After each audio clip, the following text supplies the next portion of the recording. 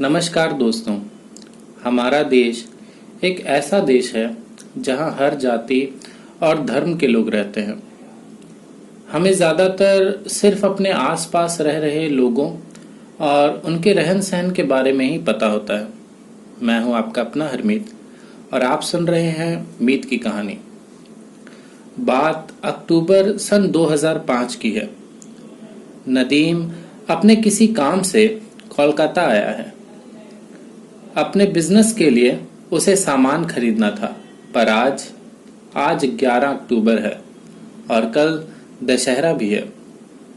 जहां पूरा देश दशहरा मनाता है, वहीं बंगाल में 10 दिनों तक दुर्गा पूजा मनाई जाती है।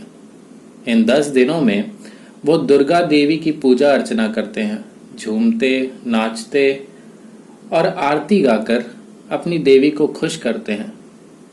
नदीम ने पहले ये सब नहीं देखा, ना ही सुना था।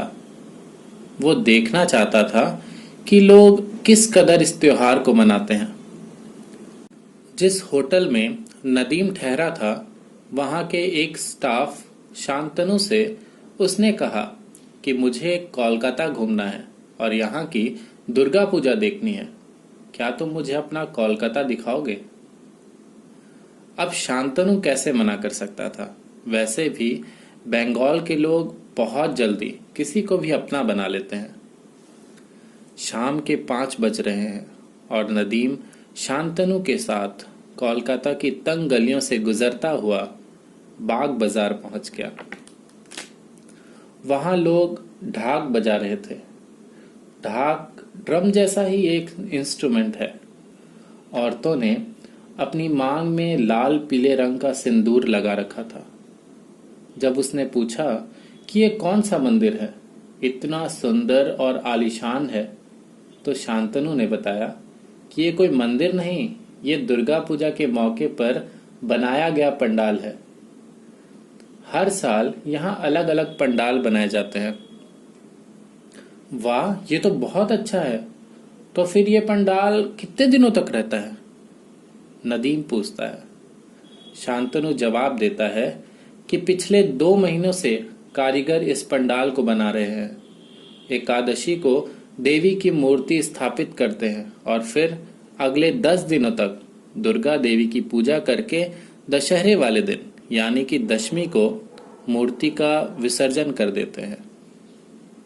अरे दादा, ये तो कुछ भी नहीं है। पूरे कोलकाता में ऐसा 100 से 200 पंडाल आपको मिलेगा। हर कॉलोनी में एक ठो दुर्गा पूजा तो होता ही है, शांतनु कहता है। जैसे ही नदीम उस आलीशान पंडाल के अंदर गया, तो वो चारों तरफ देखता ही रह गया।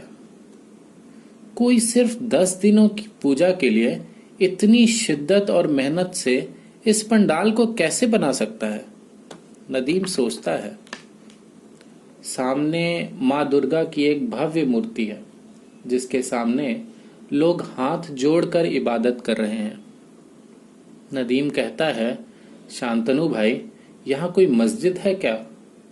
मेरी शाम की नमाज का वक्त होने वाला है। शांतनु कहता है, अरे दादा, मंदिर मस्जिद सब एक ही है।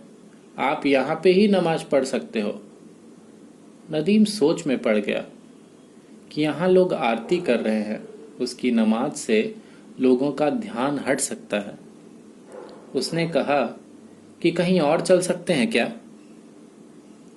भीड़ इतनी ज्यादा थी कि बाहर निकलकर मेन रोड तक पहुंचने में ही आधा घंटा लग जाता।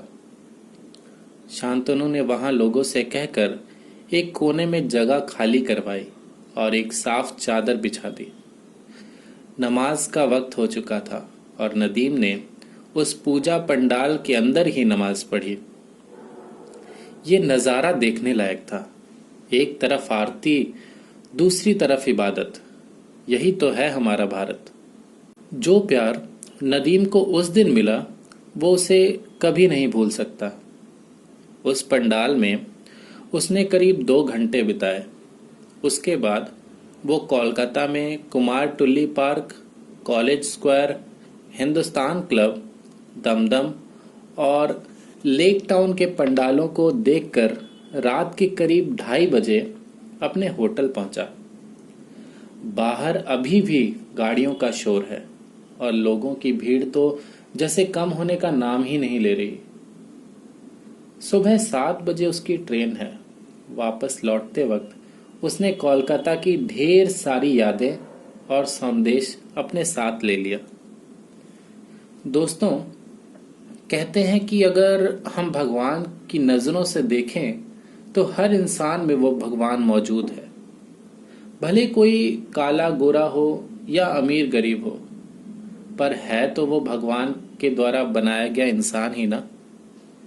कहीं मस्जिद की अजान, गुरुद्वारे का कीर्तन, मंदिर की घंटी और चर्च की प्रेयर, इन सब में लोग अपने तरीके से भगवान को खुश करने में लगे हैं।